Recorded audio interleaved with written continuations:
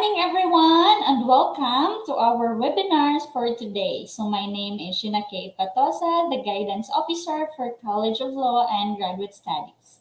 So, just a little reminder, please use your USPF Gmail account upon attending the webinar.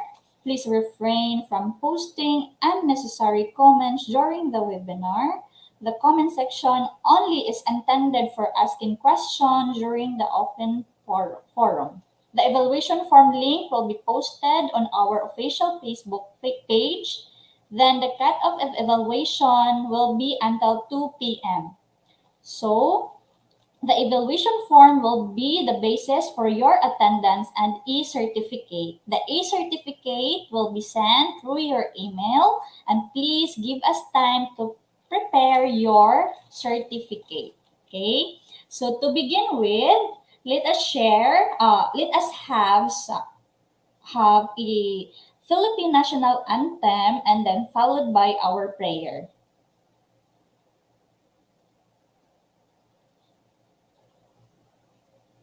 Dear God, thank you for the opportunity to meet together. Please help us to come together to make this institution reflect your kingdom. Breathe life into our ideas and decisions. Help us build a team that has love and respect at its heart. Give us the strength to continue working for your kingdom in this time of pandemic. Lord, come give us the inspiration to be the best we can be. May we be a shining example of your goodness and truth within, wherever we are.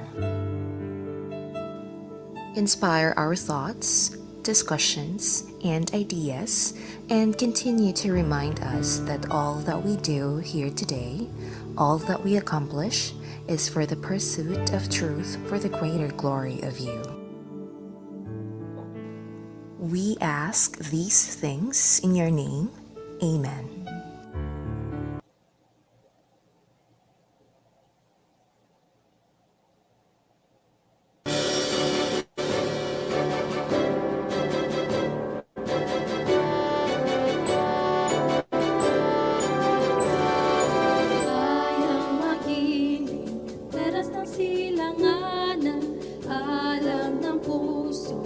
Dibdib mo'y buhay, lupang hinirang, tuwin ka ng magiging sa malulog. Di ka pasisino sa dagat at puno sa simot, sa langit mo paghaw, may dilag ang tula at awit sa patay ang pinamahal. Ang islap ng wataw at mo'y tagumpay na nagniningning, ang bituin at araw niyang kailan pa'y di magdiling. Lupa ng araw ng luwalhati pagsinta mo'y langit sa piling mo. Ang ligaya na may mag-aapi ang namatay ng dahil sa'yo.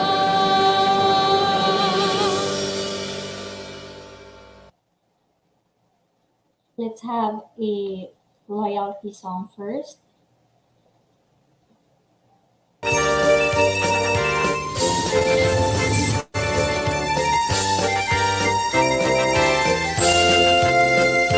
From all corners of the Philippines, we have come to be with you. Our thirst for knowledge, our quest for truth, we bring to you for you to soothe. We sing to you, dear alma mater. We sing to you, we cheer for you.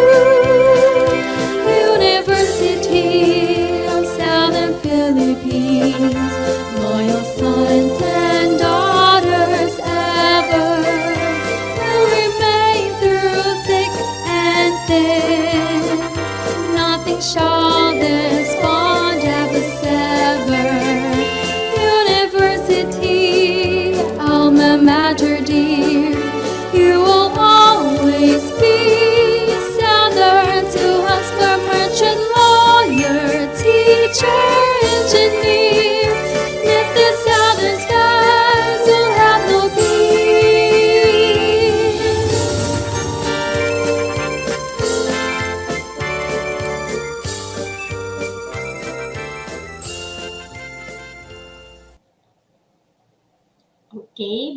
presentation will begin, allow me to introduce to you our resource speaker. She is a graduate of Bachelor's of Arts, a Bachelor's of Psychology in University of San Carlos, and a Master's of Arts in Psychology in University of Bohol, and Doctors in Psychology, major in Clinical Psychology in University of Seliman. She has undergone training in trauma healing and practice of clinical psychology in Memorial Vicente Soto. She also has facilitated psychology-related workshops and conducted trauma healing for the students. Also, she presented papers on the suicidal-related thoughts among the university students during the Central Visayas Health Research and Development Conference and Phenomenology of Adolescence, whose mother are persons deprived of liberty, towards Positive Youth Development Program during the 20th EDOC Circle, International Convention on Psychology. She also has published papers on child abuse and manifestation and suicidal-related thoughts among university students, and currently she is a program head of psychology program of Holy Name University, Tagbilaran City, Bohol.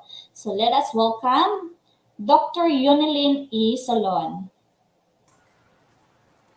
Good morning, Ma'am Sheena. Good morning, Doc. Okay. Maadjong buntag. Greetings from Bohol. No? I would like to say thank you to Dr. Kui for this invitation. How can I say no to a friend and a classmate back in Silliman University? Thank you, University of Southern Philippines Foundation, okay, for this opportunity. Welcome, dear parents and participants, to this talk on compassion and its relation to mental health. So, shall I start, Ma'am Sheena? Yes, Doc. Okay, ako i-share akong screen, ha? Okay, Okay, sige, lang Doc. gamay.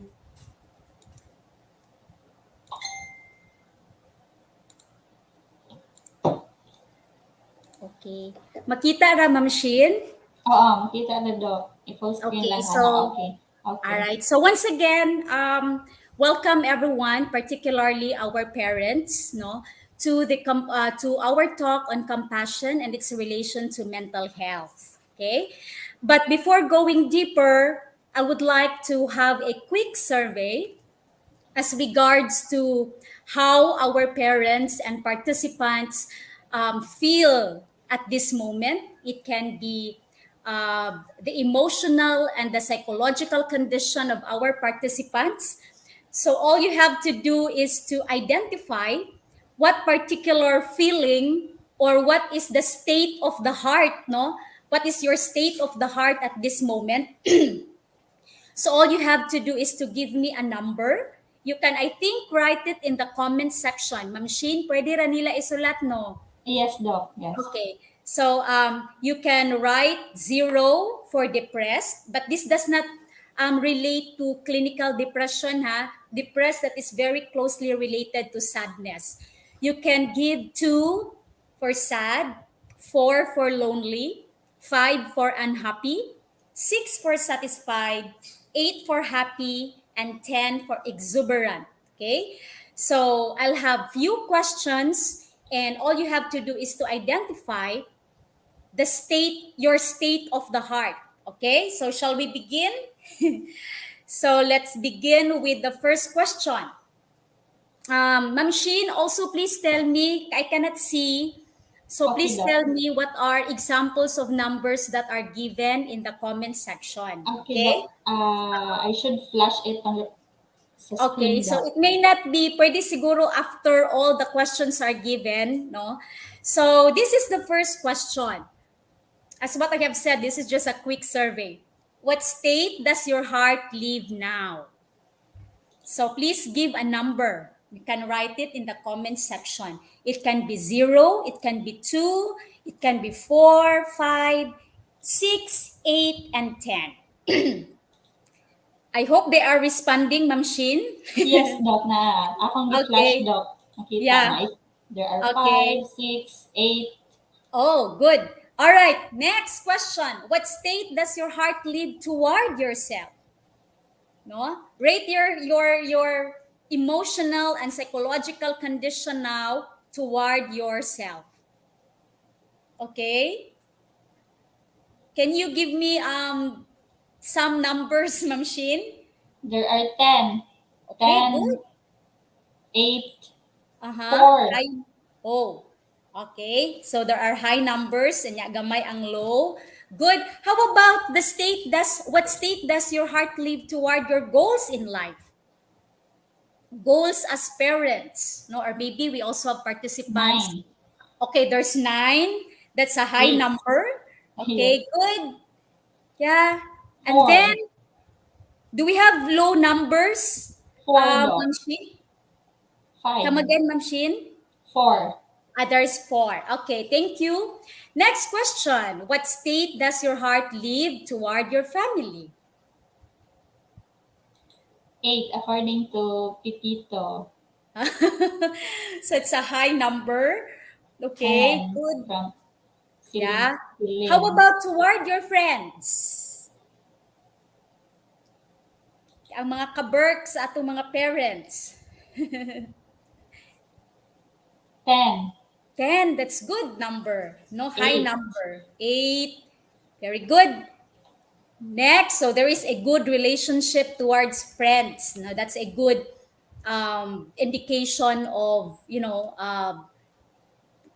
good mental health or a high level of mental health, no? If there is a good relationship with friends. Okay, but later we will also discuss about that. Okay, what kind of friends, no? Or how is this relationship among friends? Ang naa, no? Ang naa sa, in this particular relationship. How about what state does your heart live toward your love life? Maybe it a relationship with husband or relationship with a wife. Can you give me examples of numbers given, Ma'am Shin? According to Managaytay, 9. There's 9. Very good. 8 to Z. Uh-huh. Okay. Is there a low number? There is 4. 4. So it's lonely. Lonely is the night, Daini. Yes. Okay. Next question. B, ato ko nung i-check ni. What state does your heart live toward your sex life? I hope high number. 9. Oh, very good. Malubay. Nabay depressed, Ana. Okay. And then last, what state does your heart live toward life in general? 8. According 8. to Okay. Rick Corbett. Oy, wait lang. Gamay lang. Kaya na ako. Sorry. Okay. Ma'am Shin, thank you very much. No? So Okay, that's Doc. just a quick survey. Thank you for all the participants who participated in that quick survey. The reason why we did that, it's more than just a motivating activity. It's more than setting our mood for today's or for this morning's activity or talk. But it's more on being able to identify, being able to describe, being able to put a label on our feelings, on our emotional and psychological condition. It's simply asking the question, how much do I know my thoughts, my feelings, and my actions? Okay, it has actually something to do with self-awareness, and that this topic on self-awareness, we will connect it with the main topic of our discussion this morning, which is on compassion, or to be more specific, self-compassion. Okay, now why self-awareness? Ma'am Sheen mentioned about higher numbers a while ago. There were also low numbers. It doesn't matter actually whether it's high or low. What matters most is you are able to It matters, but what matters most or more, no, is that you're able to put a label on these emotions and psychological state. All right. If you're depressed, for example, if you are happy, for example, good that you're able to describe it. No, that's the reason. That's actually the reason why I asked you to put a number, because it's when you put a number, it's actually trying to describe that feeling, trying to describe the intensity of the feeling or intensity of what is in your what you're thinking, for example. So it has something to do with self-awareness. When we say self-awareness, it is being conscious of your feeling, conscious of your thoughts, and conscious of your actions, and even conscious about what is going on around you. Okay, which is very important because in studies, in research, self awareness can lead to self understanding, it can lead to self acceptance, self responsibility, and then that leads to psychological growth.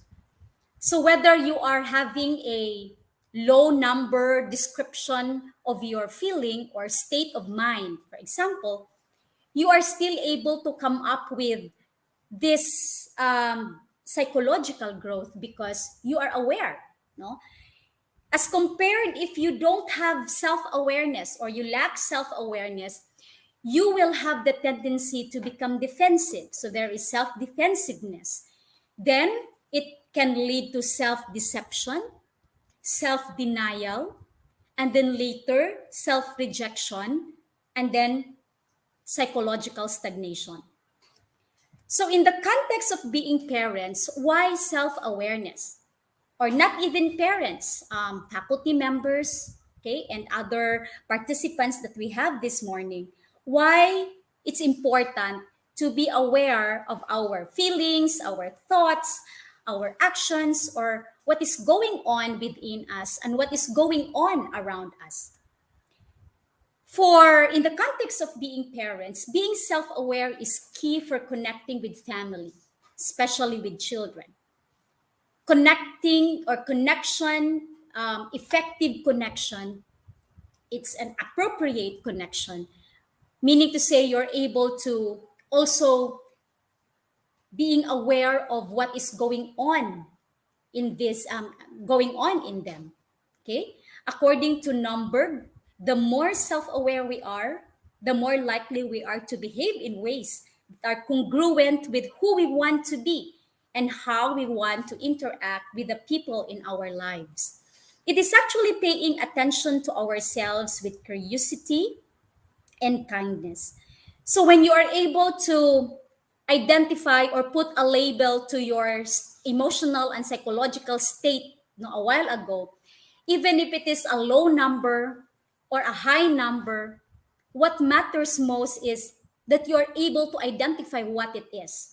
Because it's when you're able to identify that you will be able to behave in ways that are congruent with who we want to be, who you want to be, and how will you be able or how you will interact with the people in your life, especially your children and the other members of the family.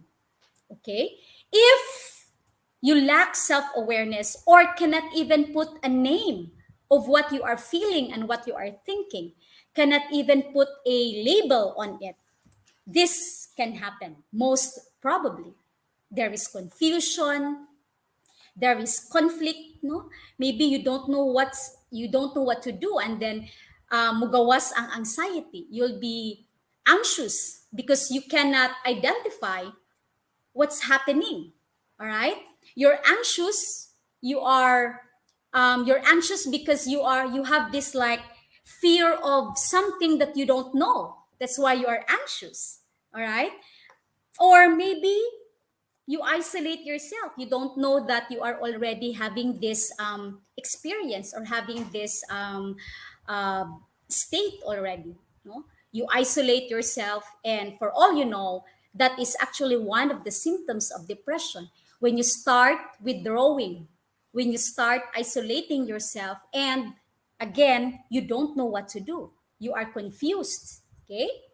Or this might happen, no? You will be entertaining thoughts and emotions that are not realistic, okay? You have the tendency to fantasize and come up with fantasizing, because you divert, no, instead of facing, instead of trying to know what is it that you are experiencing now. Ang imuha is mag-create kag mga stories in the mind in order that you cannot face them, or you avoid them, in other words. So there is a tendency that you will unsa man kanang tendency nga mag-create lagi ka og mga thoughts, and create thoughts that are not realistic. Okay? And so, some people have complaints on naamang ko'y nadungog or naamang ko'y nakita, and other people are not seeing them or not hearing them. Ikaw ra ang naghimo ana, no? So there is this what we call hallucination thing, which is actually one of the symptoms of a psychological problem. Okay? So, or there is this tendency to come up with a different personality, a different you. Okay? Instead of being in the real situation, you have the tendency nga muhimo ka og lain nga ikaw, because you don't want to face, or you don't want to really what you call that, because you want to avoid, okay, what is going on in you. You cannot face it because first and foremost, you don't know what it is. All right? Dili ka ka-identify, you cannot put a label on it. So you have the tendency to avoid and reject situations like this, instead of trying to face and come up with solutions to whatever life circumstance you are facing or experiencing at this moment. Or okay. So these are actually examples of situations wherein if we lack awareness, chances are mauni siya ang mahitabo. No, I am not sparing the participants, but this is a reality. This might happen because we don't want to put a name of what is going on in us, particularly our feeling, our thoughts, what is going on within us, and what is going on around us. Okay? So these could be examples of poor mental health habits. And for all you know, poor mental health habits can affect our well-being. Well-being can be physical, it can be emotional, it can be psychological. It can also affect the quality of life, no? How about life satisfaction?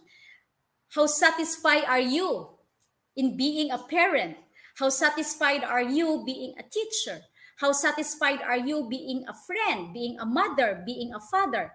No, it can also affect relationship. As what I have said, let me go back to Nomberg. He said, being self-aware is key for connecting with family, especially with children. And if you don't have it, if you practice poor mental health habit, that can also affect relationship. You cannot connect well because there is something that is going on in you that you don't know.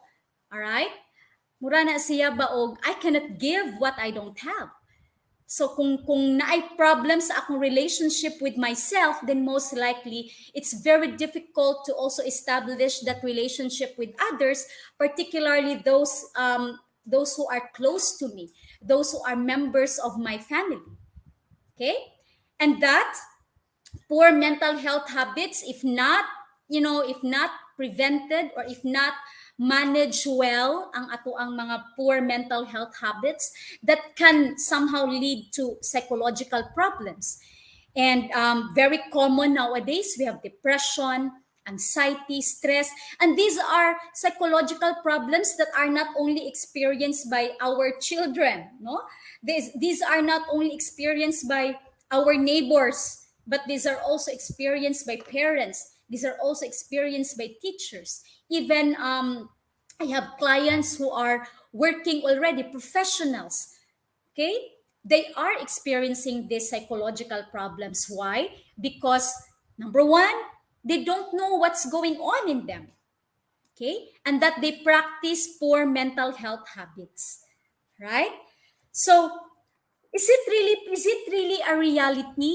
Is it does it marabag nabag yung possibility or ang probability nga mahitabo ni ang probability that our well-being is at stake, our quality of life, our life satisfaction, our relationship are at risk, no, when we practice poor mental health habits.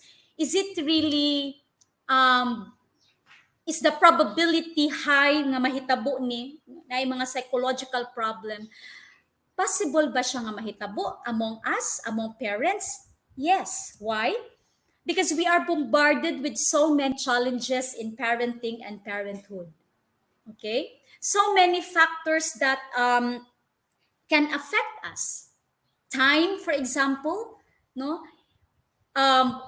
In a study, one of the issues of parents is time. Not having time for themselves because ang ilahang time parents' time is spent for their children or is spent for work schedules. Okay? Parents are stressed or are so distressed about planning for the future. Okay? How about raising children? It's not easy to raise children, especially when they are in adolescent stage. Okay? They exhibit aggressive behavior. How about now? The use of gadget is so rampant. There is an excessive use of gadgets. And maglalis ang ginikanan og mga anak kay parents want them to stop using gadgets, and yet ang mga children no magbuot nag-ilaha. Okay? Work related concerns is also a challenge. How about marriage expectations? Okay? Madugay or ma-short pa or long ang relationship, ang marriage. There are expectations, and that not being able to meet the expectations sometimes, or if not sometimes, but most of the time, very stressful. Okay, that can also cause psychological distress. Health-related problems, personality factors. There is individual differences. Ang atong mga anak mismo lain-lain og mga character traits. Okay, na ay di mo tingog, na ay kusog mo tingog, no? Na ay mutubag, na ay dili mutubag. Things like that. There's individual differences, and most likely atong makita ang mga personality traits that are negative than the positive ones. Okay, mas maupay murabag it captures more our attention than those that are positive. And that when it happens, taas ang level of stress. Okay? So these are actually examples, no? Siguro mas daghan pa, no? You can name more than this. But these are examples of challenges in parenting and parenthood. Okay? Not only for parents, but also for our other participants. Okay? Challenges that can really affect us if not managed well, if not addressed properly. What will happen? They can affect our well-being, quality of life, life satisfaction, and relationship. Worse, it can lead to psychological problem. Now, when it happens, it's not only affecting us, but take note. Let me show you this. This is a conceptual model by Schreber and Guyer in 2015. They developed this adolescent neurobiological susceptibility to social context. It may not be like adolescent, no? Dili lang siguro sa mga adolescents, but our children, those who are in the vulnerable age, no? They have this susceptibility to social context, neurobiological, meaning naa sa ilahang, it's like physiological, it's like part of the system that they are very vulnerable, they are very susceptible, they are sensitive to social context. That according to this model, positive or negative parent, caregiver, or peer influences can lead to either positive or negative mental health or life outcomes. In other words, how do we respond because to these challenges? Because these challenges are normally existing. Okay, dili nato sila ma-deny. No, we cannot deny the fact that these are life challenges that we are facing. Okay, but it's actually not much no about the challenges. It's more on how do we interpret the challenges and how do we react to them. Okay, and that how do we react to these challenges is sending a message to our children and even to our life partner and to other members of the family. We're sending message. What is that message? Kung negative ang imuhang response to these challenges, our children are also seeing us from that, perspective. Most likely, when they are also facing, when they also are challenged, as children, as students, for example, kung unsa ang atong behavior in the family, there is a tendency that they will also do the same thing. They unconsciously absorbing these behaviors in the family. So kung naay mga concern, naay mga problem, for example, that exists in the family, and tarantada ka nga klaseng nga parent, no? Di ka kakabaluon sa imuhang buhaton. Children are also unconsciously absorbing this. And then little that you know, little nato ma-realize nga when children are also challenged, they're also acting the same thing as we are, showing or acting in the family. All right. So if our response is positive, that can also, according to this model, affect positively. That can also lead to a positive developmental outcome or life outcome. And if our makita nila nga naay negative ang ato ang response, negative parenting, for example, then there is a possibility nga negative pod ang life outcome. No? So as what I have said, although this model applies for adolescents, but not this can also be applied to children, especially those who are in the vulnerable age, young children. Okay, so it is very important that as parents, we must be able to respond rather to these challenges positively. We must be able to find ways. We must be able to find techniques or strategies on how to deal with them, on how to manage them, so that it's actually prevent us from developing psychological problems, prevent us from the negative effect of these poor mental health habits to our well-being, quality of life, life satisfaction, and relationship. Okay? That is why kung tanaw ka sa internet, so many tips to improve mental health and well-being are given or are provided by experts. So many keys to mental health, daghang mga ways on how to do it. All right? How to maintain positive mental health. There are suggestions on talk to others about your worries. There are suggestions on build in time to relax and unwind, more time for family. Daghan kaayo sila gipanghatag. All right? And these are helpful. No? In fact, these are providing us information. These are providing us knowledge on how to deal with the challenges of life, particularly, to be more specific, the challenges in parenting and parenthood. Okay? However, you also have to be very careful because sometimes sa kadaghan nga mga information, magsige na lang tag-apply og bisag asa without looking into or taking into consideration, is it really effective for me? Effective man ni sa akong friend? Effective man siya ani. So would that be effective for me also? So that is something that we also need to consider, no? Muna giingon ba nga knowledge is power. Okay? But correct knowledge is more powerful. That is why it is very important that as parents, we don't stop to learn. Okay? This is the webinars, attending webinars, attending lectures, for example. This is one way of, continuing our education. Okay, not only kung unsay degree nga nahumanan nato, but as parents. Okay, because as what I have said, naatay daghang knowledge, but yeah, it is powerful, no? It can really affect us, but are we getting the correct knowledge? Because correct knowledge is more powerful than just knowledge.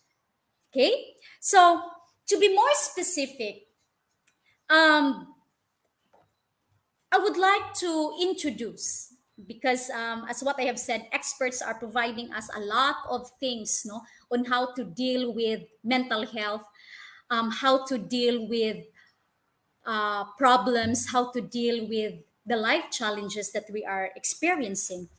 But I would like to introduce a technique. I call this a technique. It's more than a construct for me. It's a technique.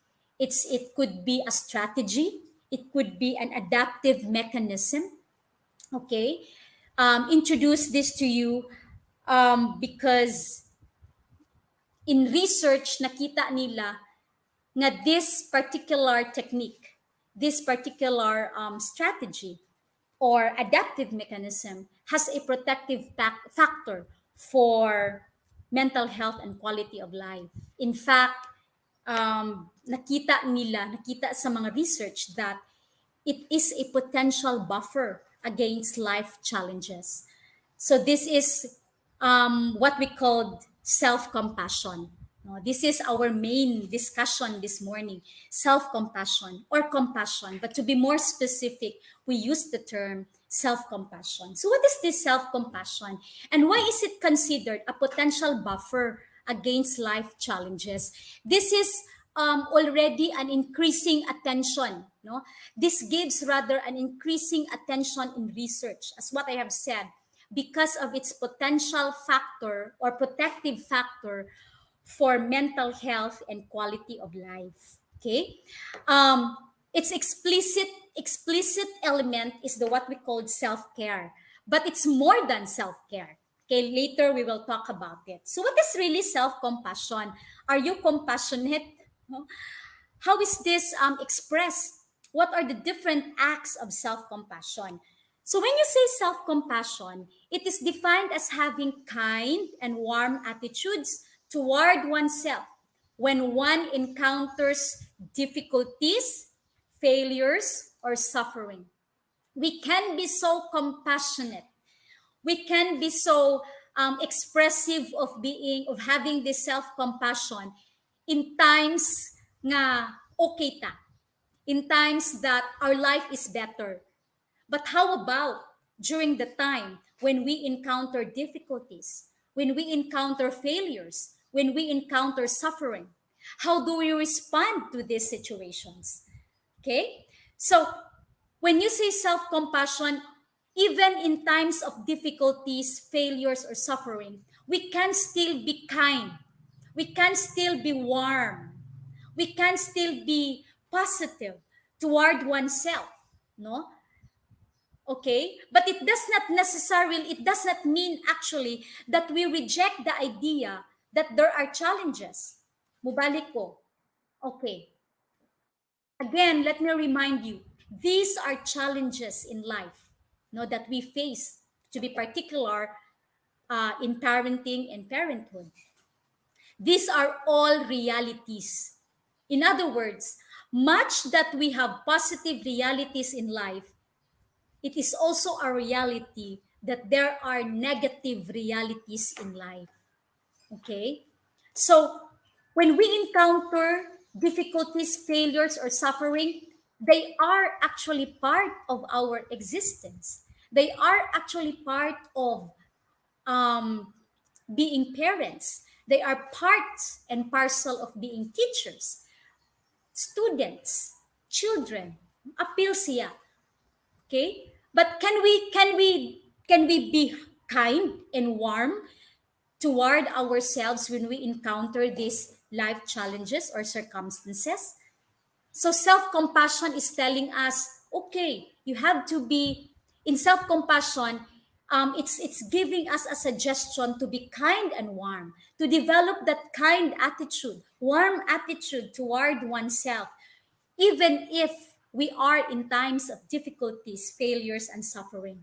Now, to be more specific, self-compassion has three elements. Okay, what are these elements? Self-kindness, common humanity, and mindfulness. Let's begin with self-kindness. No, it is as opposed to self-judgment. When you say common humanity, it is as opposed to isolation, and mindfulness as opposed to over-identification. Self-kindness reflects a tendency to be kind to and soothe oneself when faced with life adversities rather than being self-critical or harsh. As what I have said, we can be so kind to ourselves when we feel better, when we are in a good condition. But how about when we are facing life adversities? People have the tendency to be self-critical or harsh. No, unsa man ang harsh and self-critical. We have the tendency to judge ourselves. Okay? We have the tendency to hate ourselves, blame ourselves. Okay?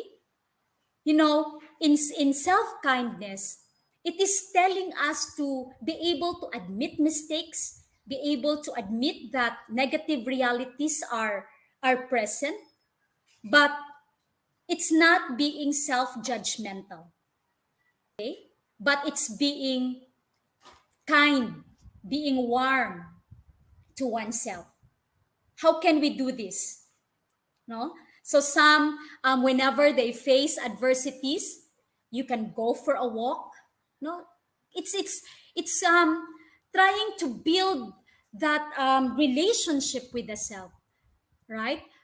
Trying to establish that beautiful relationship nako sa akong kaugalingon. A thing that is so difficult to happen, especially when we face life adversities nga naman, we have the tendency to blame ourselves.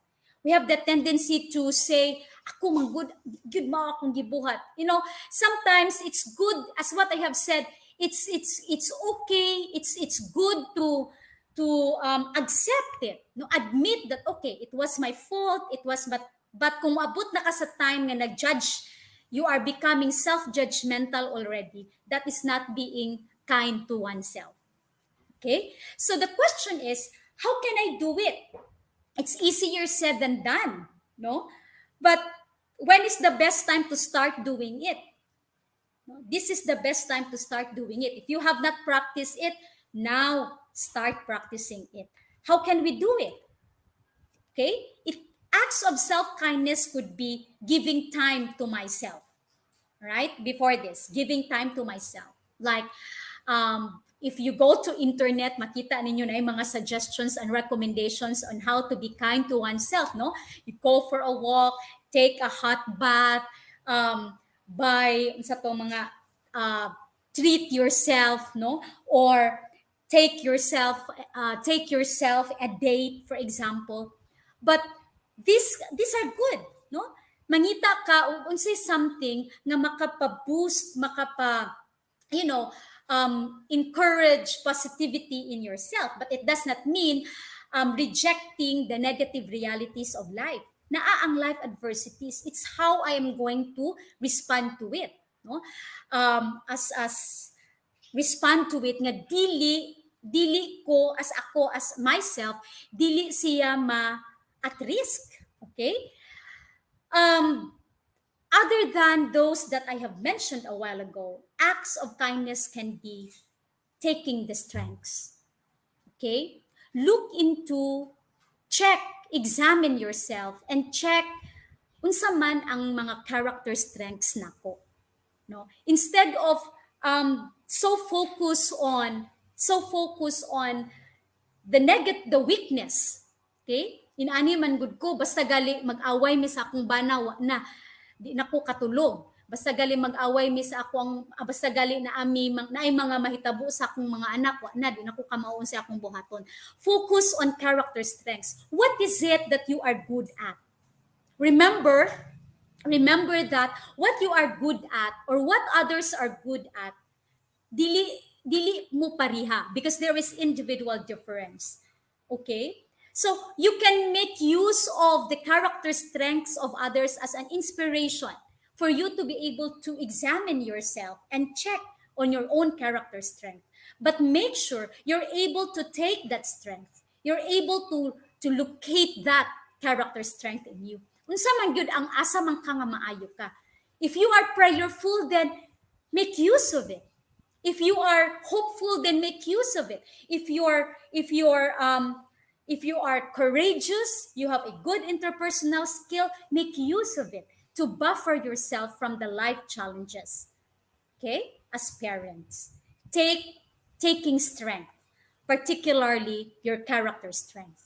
Focus on the strength. In the same manner, okay, that you're able to focus your character strength, it would also be easy for you to look or to locate or to find the character strength of your children and other members of the family.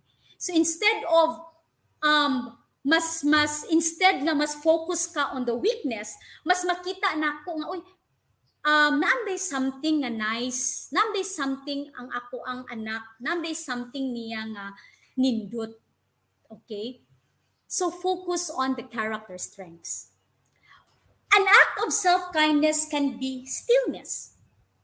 It is allowing your heart, mind, and emotion to experience a time out and enjoy peace or serenity. No, this is what I have mentioned a while ago. Stop the normal things that you're doing and give some time sa imuhang kaugalingon to enjoy peace or serenity. It could be in different forms. Like ako, one way of doing it is I walk from the school where I work. Maglakaw ko padulong sa downtown. Ako lang isa. Okay? And that is actually the time nga wala lang. I don't think of anything. I just make sure that my mind is relaxed and I am in a calm state. Okay? Enjoying peace or serenity. That's stillness. Sometimes one of the issues of parents, no, as what I have said a while ago, time. They have complaints on time. Not having time for oneself because time is given to children, time is given to work, time is given to other things. Nakalimot na naada ay kinahanglan da pug time ang self. And how to do that? Stillness. Or when you are so worried, when you are so bombarded with so many things already and you don't know what to do, stop. Pwede ra jud og mulingkod ka jud. And then, stop doing anything and enjoy peace or serenity. It may not be under the tree, no? It may just be anywhere. No, depende nimo kung asa ka ganahan, asa nimo makuha ang serenity and peace. Okay? Relaxation is very important. That's also an act of self-kindness. That whenever you are facing a life adversity or when you are challenged, you're able to maintain the composure. You're able to relax. You are able to put yourself in a calm state. And how to do that? You can do deep breathing or box breathing. What is deep breathing? You inhale, and then you hold your breath for 4 counts, for example. So when you inhale, then count 1, hold 1, 2, 3, 4, exhale. And then hold 1, 2, 3, 4, inhale. You can do it for like 7 counts. And then pag makalma na ka, then ayaha sa react. So like what I'm trying to tell you is that, for example, when you are having a mura og na ay disengagement ninyo with your children or your husband or your wife, for example, before reacting, before, responding to the situation, make yours or put yourself in a calm state. Relax. Because if you're not going to do that, when you react right away, which is very common, no? Common, mura na siya og nahimo bitang reflex na to. Mura bitang it's an automatic response that once we are facing this particular negative situation, automatic dayon ang ato ang mga reaction, negative reaction could be musinggita, we could be mo bagta and all these things, no? So sometimes we cannot, in most of the time, if we are doing that, we become indecisive. Or kung makadecide manggaling ka, the decision would not be good. That's why experts are suggesting that we need to put ourselves in a calm state before responding to this situation. How to do that? Take a deep breath or box breathing. So whenever mag-away, maglalis sa bana or sa asawa, tempa ha, talikod sa ako kay mo ginhawa ko. Okay? And I'm sure that can help. Okay? Whenever lami na jud kayo ikasuko sa mga anak kay wa nagtarong, nagsigi og dula sa gadgets, di maminaw, tempa ha, mo ginhawa sa ako. Do that. I mean, this is like a command. May command yun ko, no? Try to do that because that can help. Okay? Deep breathing. As what I have said, inhale, normal lang. Hold, 1, 2, 3, 4, exhale. And then 1, 2, 3, 4, inhale. Okay? So deep breathing. The next one is the warm glow effect. That means unlearning the old habits. If my habit every time na ay may argument no sa ako ang anak, musingka dayon ko. And if it's not helpful because inigsingka nako, my child will also musingka pod. That can be an old habit. I can unlearn that. I could come up with another strategy on how to deal with my child, on how to deal with my life partner. Okay? So those habits that you think are not helping you, okay, are not giving us or not suggesting the right thing to do, then we can just unlearn them. Okay? Unlearn the training warm glow effect. Right? So as what I have said, the acts of self-kindness is more than the giving, more than the time nga imong ihatag like treating oneself, mag-date ka si mong kaugalingon. More than that, we can also again do this. Okay? Take strength, focus on the character strength. Allow your heart, mind, and emotion to experience a time out. You can put yourself in a calm state. Do deep breathing, that can help. And unlearn old habits, the training warm glow effect. Okay? I hope it's understood. Okay? Self-compassion, second element, is common humanity, and it is opposed to isolation. Remember, it's not just you. Okay? It's okay not to be okay because it's not just you. Common humanity involves viewing failures and difficulties as natural parts of human life. Muna akong giingon ganina. In as much as positive realities are existing, are real, negative realities are also real. Okay? And feeling connected to others during adversity. What happened? The tendency of people when challenged or when faced or when there are adversities that are experienced, we have the tendency to isolate ourselves, social withdrawal. Okay? Remember, connection is very important.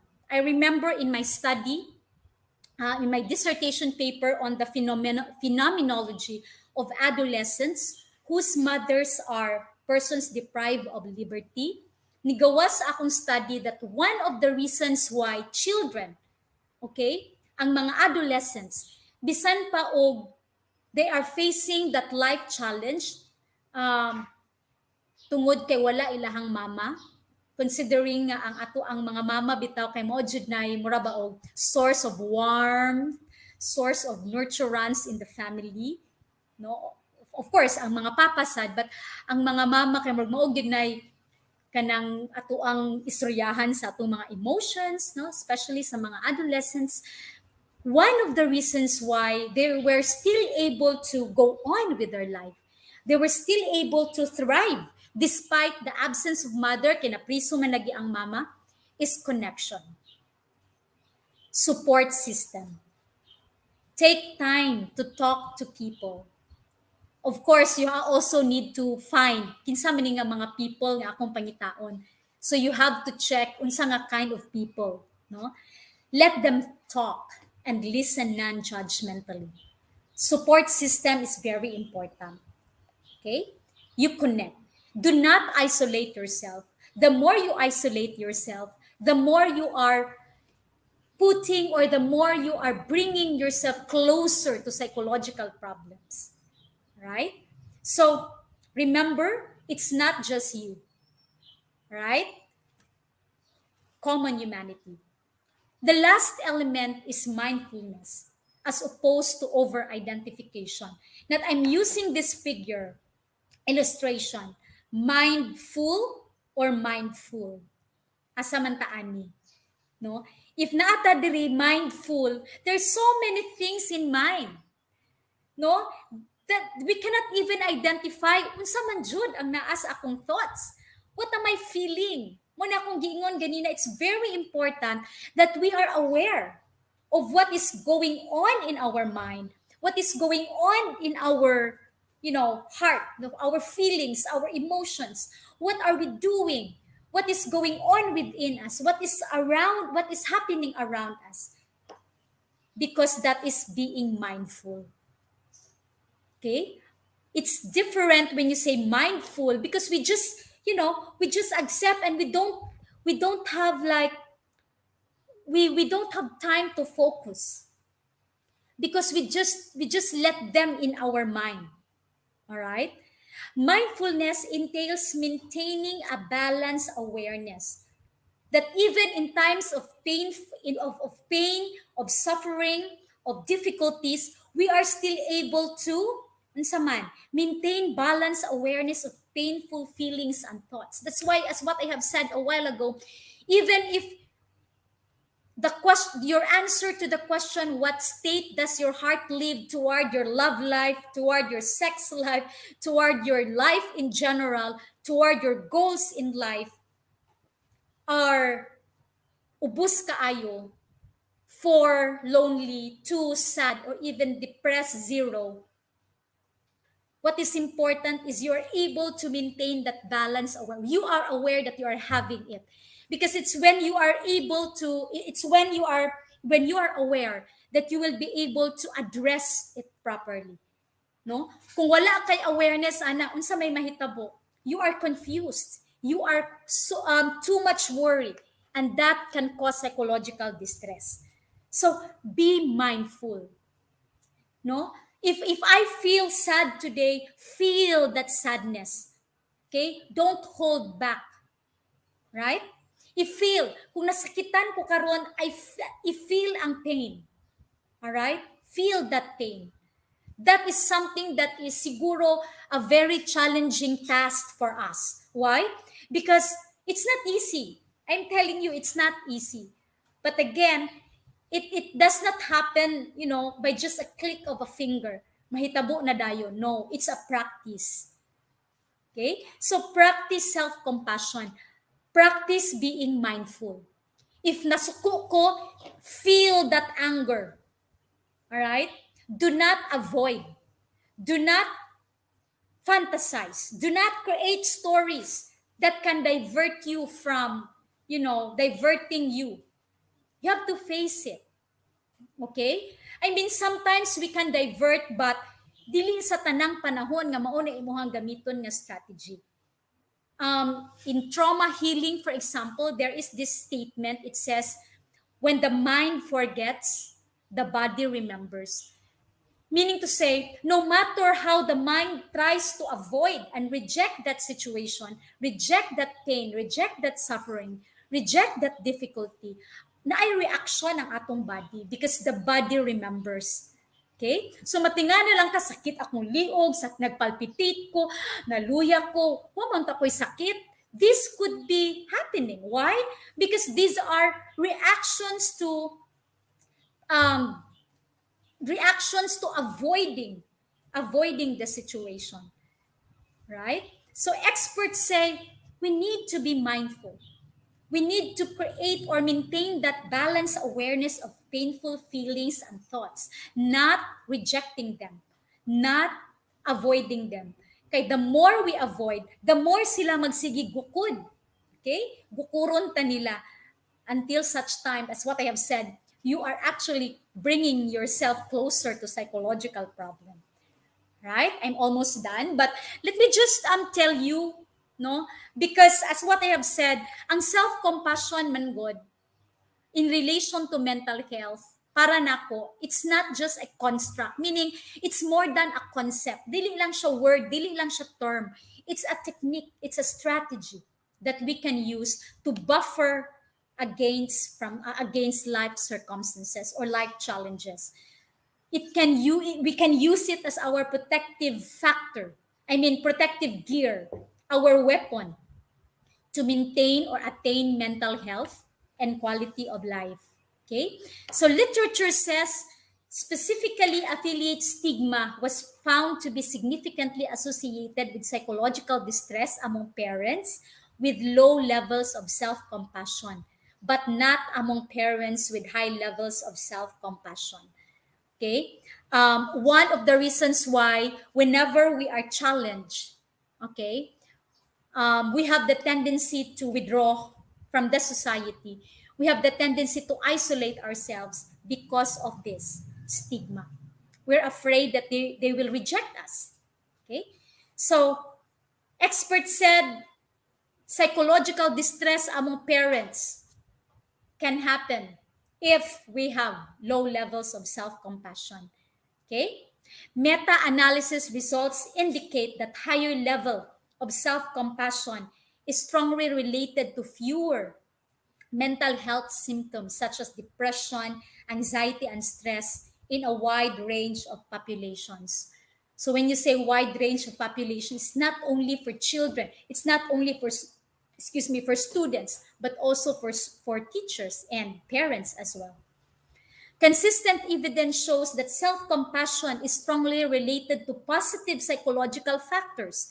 What are these positive psychological factors? Psychological well-being, motivation, life satisfaction, optimism, and happiness. A recent study showed that the positive component of self-compassion, self-kindness, common humanity, and mindfulness is linked with resilience factors, meaning to say that we are able to thrive despite the challenges, that we are able to bounce back. Min kag resilience, kay baw ko mo bakod gihapon ko. Okay? I can still, whenever I kanang matumba ko, mukabakod ra sad gihapon ko, it's resilient. Being resilient. While the negative component of self-compassion like self-judgment, isolation, over-identification is linked with vulnerability factors for mental health symptoms. Hohmann showed that self-compassion predicted older adults, like us, no, mga older adults, psychological well-being, and protected older adults from the negative influence that physical illness can have on depressive symptoms. So these are examples of findings of studies, about self-compassion. So there is only one thing that is telling us. This discussion boils down to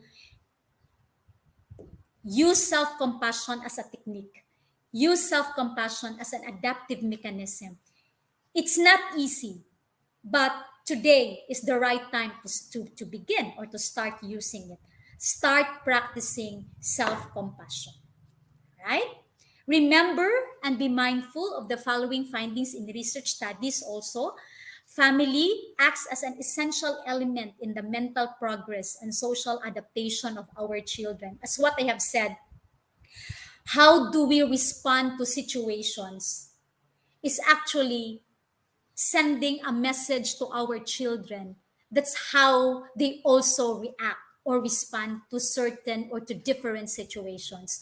So kung positive ang akong response to it, ang mga bata most likely can also unconsciously absorb that kind of message. Kung negative, maupod na ang ilahang ma-absorb na message. And so, when they are challenged, all right, they have the tendency to perform those that are nakita nila from their parents, from us parents. Parents' attitude is one of the leading factors influencing intra-family relations. The most favorable relationship combines emotional acceptance and respectful recognition of autonomy with consistent demands on the part of parents. Okay? Eileen Cady said, as part of self compassion, approach life with a buoyant attitude, light heart, and in an unencumbered mind. Let joy lift your spirit and fill each moment. Be kind to yourself. Enjoy common humanity and be mindful. That is what self compassion is all about. Remember that there is no perfect parenting, but there is responsible parenting. Let us connect with ourselves and our children. Okay? There is no health without mental health. Dagang salamat. I hope nasabtan. Ma'am Shin? Doc.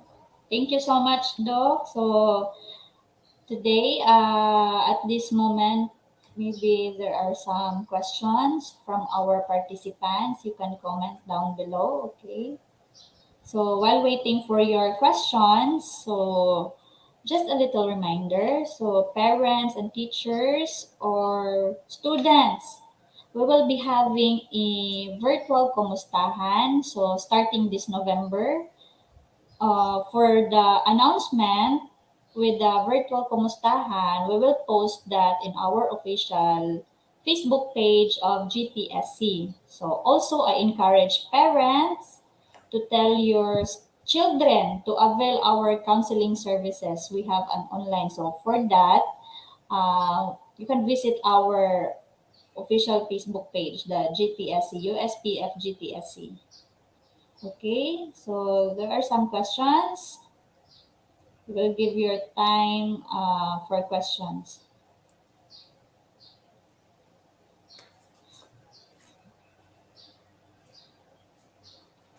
Question lang, Doc, if ever, Doc, kana bitaw, dili na mo tumamit ang amo ang standard for kanang emotional ba, di ba? May tabo sa amo magka-breakdown mi. So, unsa may possible na mo buhaton ana, Doc? Should we go for kaning counseling or unsa kay mas maayo na among buhaton, especially sa parents, Doc, na kana bitaw nakalimtan na nila lang kaugalingon and then wala na sila kabalo di ay nga they are depressed kana mga inana ba. Okay. Thank you, Ma'am Shin. That's a very good question. No? I would like to kanang na I focus sa first sa imuhang word nga standard. Okay. Actually, that's one of the problems why people, particularly parents siguro, or faculty, or even students or children, are experiencing psychological problems, symptoms of psychological problem like depression, anxiety, or stress tungod kay taas kaayo ta og standard. I believe it's a personal atuan ba na naman tay mga iset nga mga standards. True, no? True. Pero sa ako in my analysis, kung dili na ako ma-meet ang akong taas na standard, pwede man gud ko ibaba na ako. I mean, pwede ko mag-create, not necessarily iubos na ko ang standard, but I can create another standard. Okay? If this standard na akong giset is not helping me anymore, why not create a different standard? Okay? And so nakuan lang nako na nga term kay tungod sa ato ang mga standards, tungod that is actually one of the reasons why we have experienced symptoms of psychological problem kay too much ra kaayo ang atong mga standards, where in fact we can create a different standard that will not actually affect our emotional and psychological condition, or cannot cannot bring forth emotional disturbance, no? And it is also very important that when parents or the participants, for example, are experiencing unusual, as what I have said, kung naakay awareness man God, kung makita nimo nga this is something that is different now. Murabag na ako'y na-experience nga dili ko kahibaw unsa. So focus on it. And then connect with people, and then very importantly, seek professional help. No, we have guidance counselors in your school, we have mental health professionals. Ayaw nataan ng old school bitaw, old school of thought nga maadlok mo adto sa mga psychiatrists, sa mga psychologists, kay kung moadto gali sa psychiatrists and psychologists and guidance counselors, ingnon nga hala nabuang na to siya.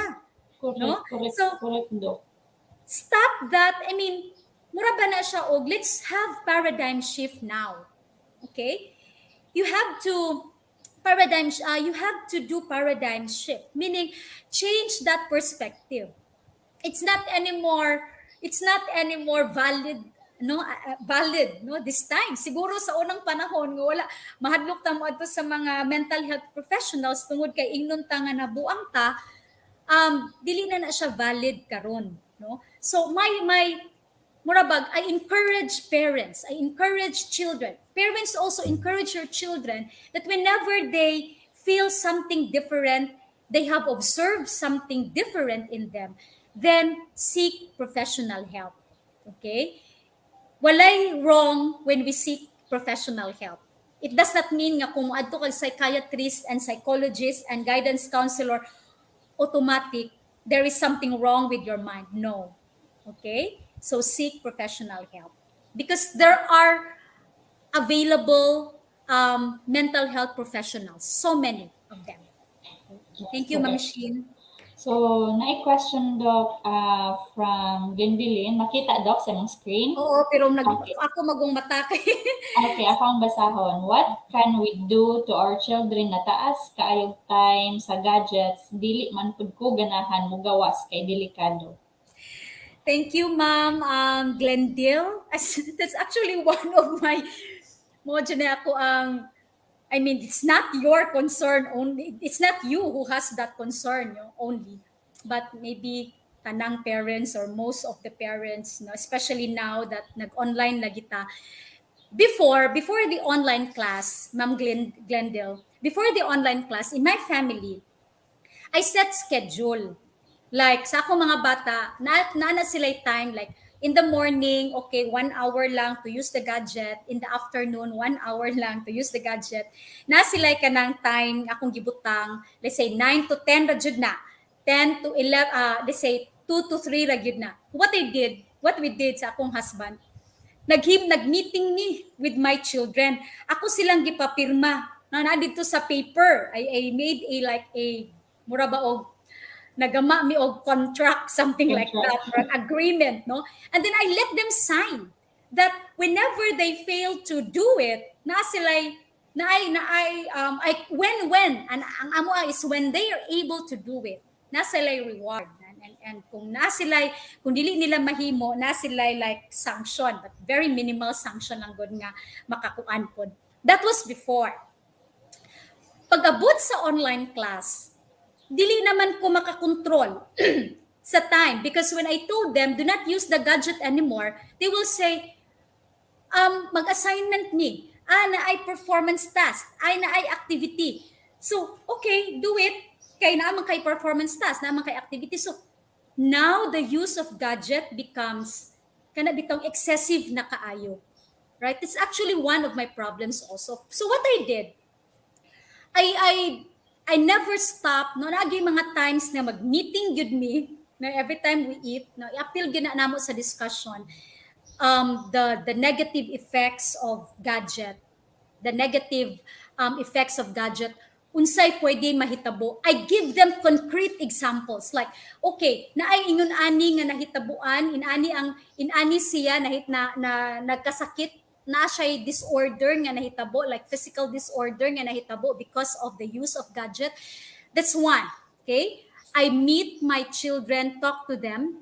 Another one, nag-set gyud kog bisan pa og kani bitang naglisod lagi ko og kaning control because of the time kay mag online class man sila, still I insist on schedule.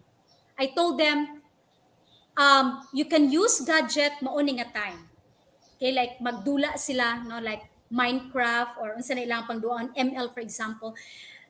I give them time, and that every Sunday I told them, do all your activities sa Saturday, do all your assignments sa Sunday is a mura siya og kanang a day without gadget. Okay? A day without gadget. So it's mura siya og na ako'y authority as a parent to establish that rule. Okay? Kaya if I won't do that, if I don't do that, tendency of children is that magaba sila ilang rule. And when they establish that rule, ilahan ng rule ang matuman. But as parents, I have the authority. But I explain to them why. No, I explain to them why. So I set Sunday as a no gadget day. And then kay mo lagi na naman sila mga activities nga himuon, I told them do it ani nga time so that you can have time mga makagamit ka sa gadget. So, time management. Makagamit ka sa gadget kani nga time. Say 10 to 11. You use that gadget 1 hour. Right? Naaman ni klase ana. Okay. They also negotiate. Okay? They also negotiate. And then I'll say, okay, unsa may walay klase kani nga time, but it should be 1 hour only. So it's a matter of communicating to children the rule that you should establish in the family as parent, no, especially as regards to gadget, the use of gadget. Okay? I hope I have answered your question, Ma'am Glendale. Another question, Doc, for Edin Calvo. For anxiety attacks, what is the best thing to do when it happens? Okay. It is very important. Inani siya, no?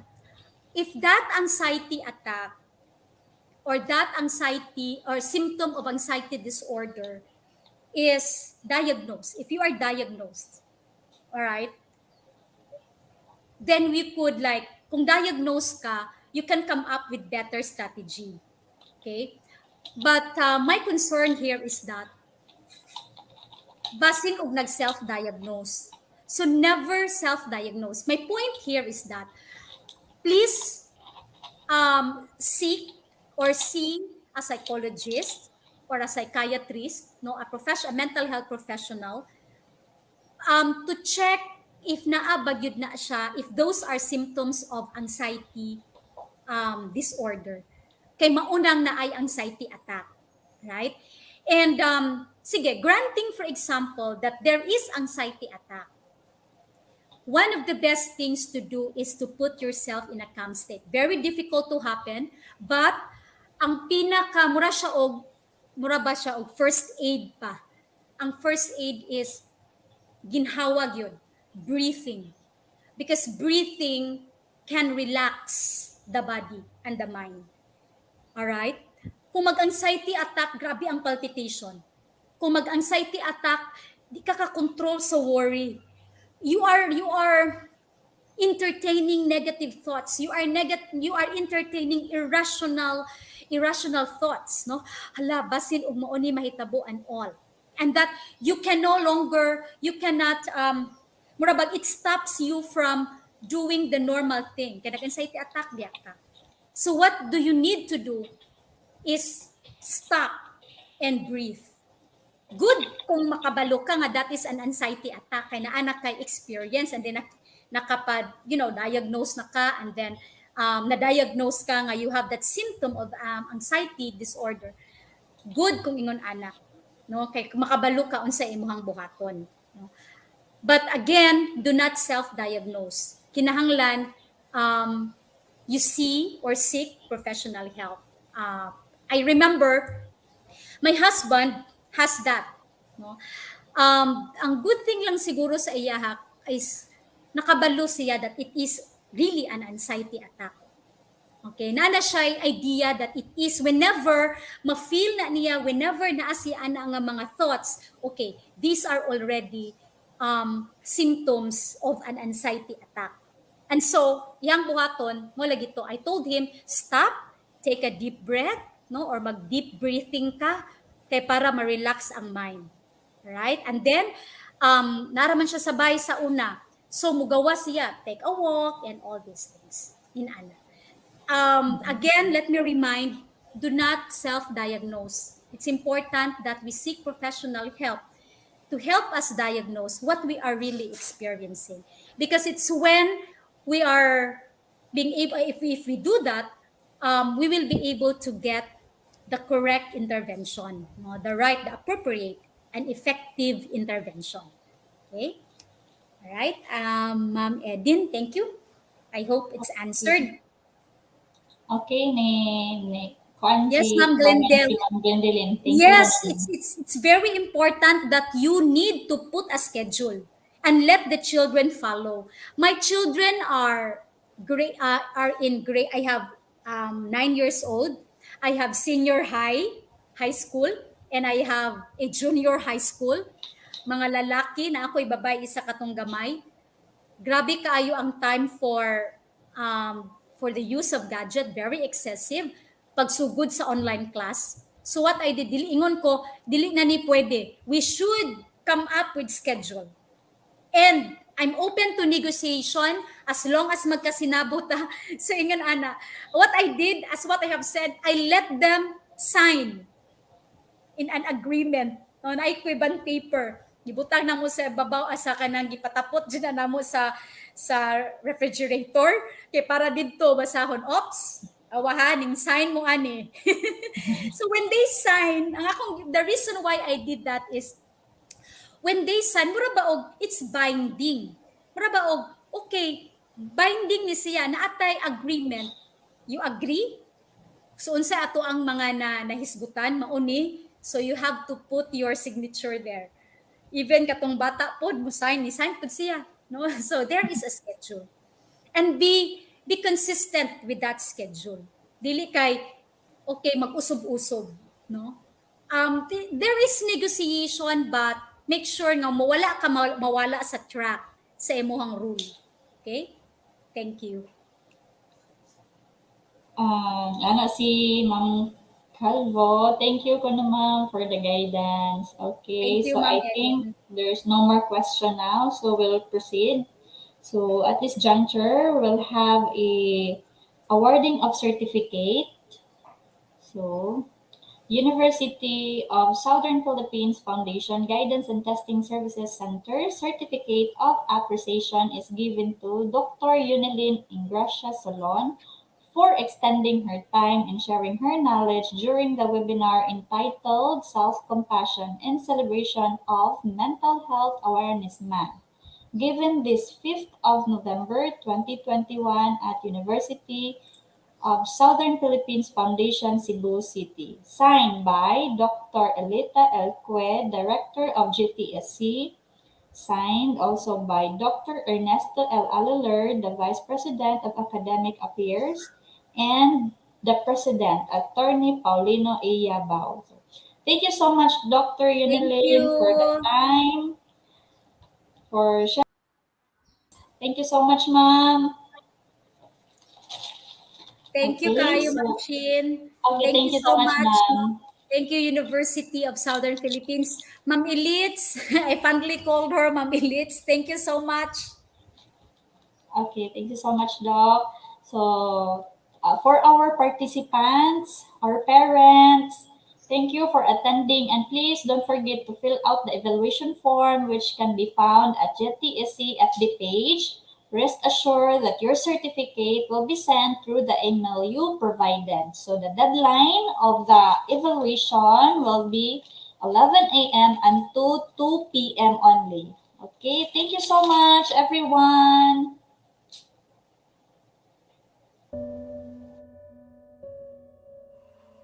Hi, kamusta? Anong araw na ba? Pero alam ko ang nais nating itanong ay ilang araw pa ba? Alam ko ang iba ay naninibago, pagod na at natatakot. Pero maskin ako sa mga tanong na yun, wala ring maisasagot. Nakakatawa lang kasi sa mga panahong ito, lahat tayo may kanya-kanyang hugot. Merong banat ng banat para mapatawa ang iba. Meron ding mga mensaherong sumisigaw ng pag-asa. Kaya natuto ako. Nakita ko kasi na lahat tayo, bawang mga sundalo. Kadalasan nga lang, digmaan natin nasa loob ng ating ulo. Minsan nga, isang ideya lang, tayo na'y natatalo. Pero, pwede ko bang sabihin sa'yo ano ang hindi magbabago?